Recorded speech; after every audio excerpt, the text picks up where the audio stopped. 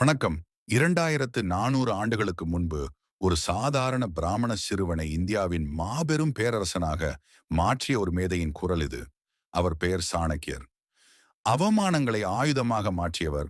பணம், இது சிலருக்கு மட்டும் எப்படி எளிதாக வந்து சேர்கிறது என்று நீங்கள் சிந்தித்தது உண்டா?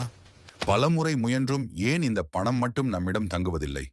இதற்கான விடைகளை தேடி தேடி நீங்கள் அலைய வேண்டியதில்லை. ஏனென்றால் சாணக்கியரின் நீதி சாஸ்திரம் நமக்கு செல்வத்தை எப்படி பெருக்குவது என்று, அதே சமயம் உடைக்க முடியாத ரகசியங்களை நமக்கு வழங்கியுள்ளது. அடுத்த வரும் நிமிடங்கள் உங்கள் பண பிரச்சனையை மாற்றப்போகும் ஒரு பயணமாக இருக்கப் போகிறது. கவனமாக கேளுங்கள். முதல் ரகசியம்: தகுதி உடையவர்க்கே செல்வம். சாணக்கியர் கூறுகிறார், மகாலட்சுமி ஒரு இடத்திற்கு வருவதற்கு முன்னால் சில தகுதிகளை பார்க்கிறாள். நீங்கள் அழுக்கான ஆடைகளை அணிபவரா? பற்களை சுத்தமாக வைத்திருக்க மாட்டீர்களா? அளவுக்கு அதிகமாக உண்பவரா? அல்லது மற்றவர்களை காயப்படுத்தும் வகையில் பேசுபவரா?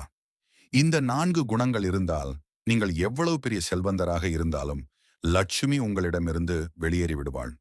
பணம் சேர வேண்டும் என்றால் முதலில் உங்கள் பழக்க வழக்கங்களை மாற்றி அமைக்க வேண்டும்.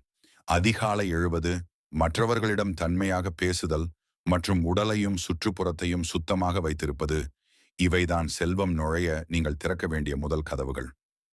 இரண்டாம் ரகசியம்: பணத்தின் ஓட்டம்.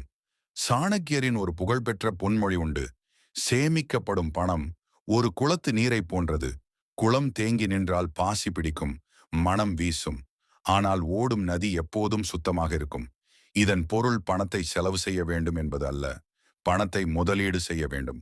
உங்கள் வருமானத்தில் ஒரு பகுதியை தானத்திற்கும் ஒரு பகுதியை தொழிலை விரிவுபடுத்தவும் பயன்படுத்துங்கள். பணத்தை பூட்டி வைப்பவரிடம் அது பெருகுவதில்லை. பணத்தை சரியான முறையில் சுழற்சி செய்பவரிடமே அது பன்மடங்கு பெருகுகிறது. ஆனால் நினைவில் கொள்ளுங்கள், முக்கியமாக வருமானத்திற்கு மீறிய செலவு என்பது தற்கொலைக்கு சமம். மூன்றாம் ரகசியம்: ரகசியம் காத்தல். சாணக்கியர் எச்சரிக்கிறார், உங்கள் அடுத்த நகர்வை உங்கள் நிழல் கூட அறியக்கூடாது. நீங்கள் ஒரு பெரிய லாபம் ஈட்டப் போகிறீர்கள் என்றாலோ அல்லது ஒரு புதிய தொழில் தொடங்கப் போகிறீர்கள் என்றாலோ அதை யாரிடமும் பகிராதீர்கள். உலகம் பொறாமை கொண்டது. உங்கள் திட்டம் நிறைவேறும் முன்பே அதை வெளியில் சொன்னால் தடைகள் உருவாகும். உங்கள் பண பலம் எவ்வளவு என்பதை பகிரங்கப்படுத்தாதீர்கள். உங்கள் பலத்தையும் பலவீனத்தையும் ரகசியமாக வைத்திருப்பவனே உண்மையான ராஜதந்திரி. அமைதியாக உழையுங்கள். உங்கள் வெற்றி உலகிற்கு சத்தமாக சொல்லட்டும். புரிகிறதா? நான்காம் ரகசியம்: உழைப்பின் நேர்மை.